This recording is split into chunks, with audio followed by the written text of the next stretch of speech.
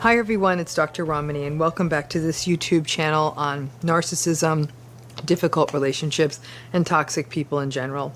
It's my hope that the content offered on this channel will help you better understand these patterns, these relationships, and answer your questions. Many of these ideas come from you. And if you're new to this channel, please do subscribe, hit that subscribe button, or hit that bell. If you hit that, you'll get notifications when videos come out, which is every day.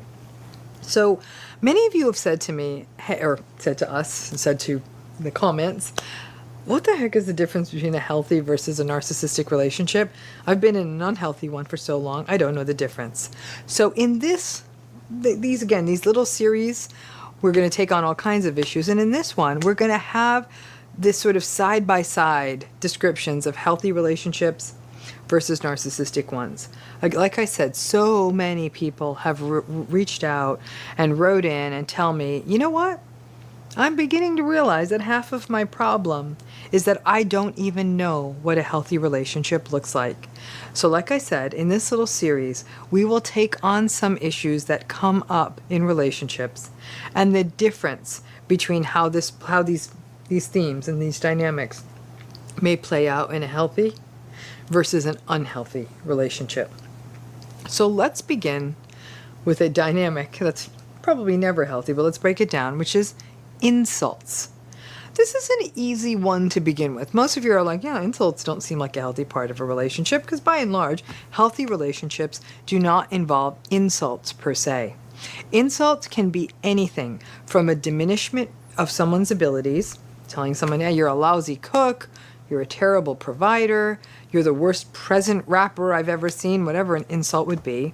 You might insult someone as a person. You're the worst.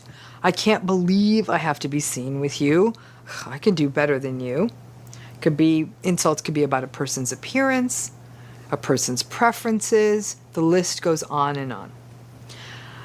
An insult here is what I'm not talking about good-natured ribbing, like fun jabs at silly foibles, ranging from, I don't know, bathroom habits like passing gas to putting strange condiments on food.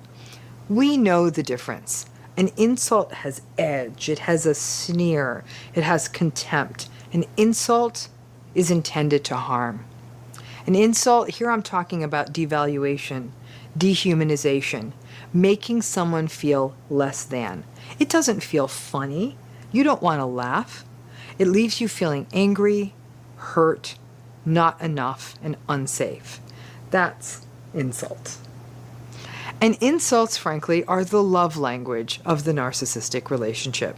It's about the narcissistic need to dominate, coupled with the contempt that narcissistic people feel for the people that they need.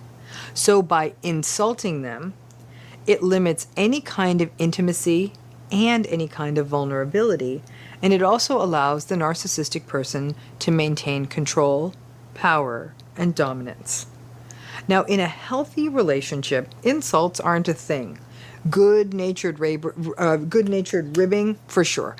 But those little good-natured, playful jabs, those work because a healthy relationship is a safe place. I will say the people closest to me joke about how I think ginger ale and a soak in the bathtub are apparently the cure for everything, and that a grown woman of 55 years of age should not be carrying a backpack and calling it a purse.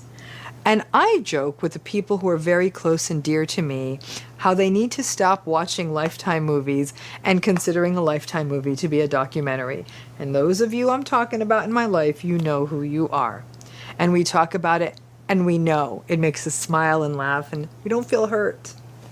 Many times people in narcissistic relationships who face down contemptuous, bleak insults. And that can be coupled with other abusive language like name-calling or lots of abusive use of obscenities. Those folks will try to soft pedal and say, oh, now we only hurt the ones we love. No, we don't. Or people caught in these relationships will say, that's just us being comfortable. In a relationship, you should be able to say anything. Not so sure about that. Over a lifetime of hearing insults, When that happens, it sort of seeps into our emotional DNA and it transforms us. We become more accustomed to hearing them. We may even shape our identity around them and just accept those insults as a way that people interact with us. People who had narcissistic parents will say that a lifetime of insults set them up to end up choosing narcissistic partners, or to believe in the insults they hear, or stay in jobs in which insults and abuse are part of the workplace culture. Insults are insults, and they are not observed in healthy relationships. In healthy relationships, we may have soft-hearted jokes, and we may notice and comment and giggle about the foibles of the person we love, with the built-in knowledge that we love these people, we keep them safe, regardless of their flatulence, their condiment choices, their ginger ale, their snoring, their TV choices, and their kitchen skills. But if we were ever told it hurt them, we would stop immediately. Insults are psychological daggers. They hurt, and when we hear them, we feel a lump in our throats. If they are happening, it isn't healthy. Insults are not just words, but insults can also include the tone of our voice when we speak to someone, our body language, frequent use of obscenities, and going after vulnerabilities. For example, a person's weight, their appearance, or other sensitivities they may have. All of these are in the realm of the insult, and not the good-natured and affectionate banter. When someone does and says these things, and then tries to soft pedal it, honestly, I think that that's gaslighting.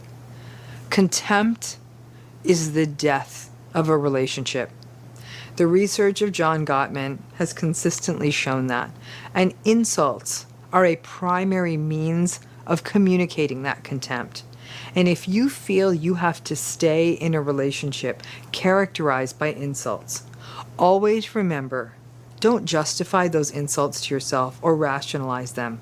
As I've always told you, force yourself into the and.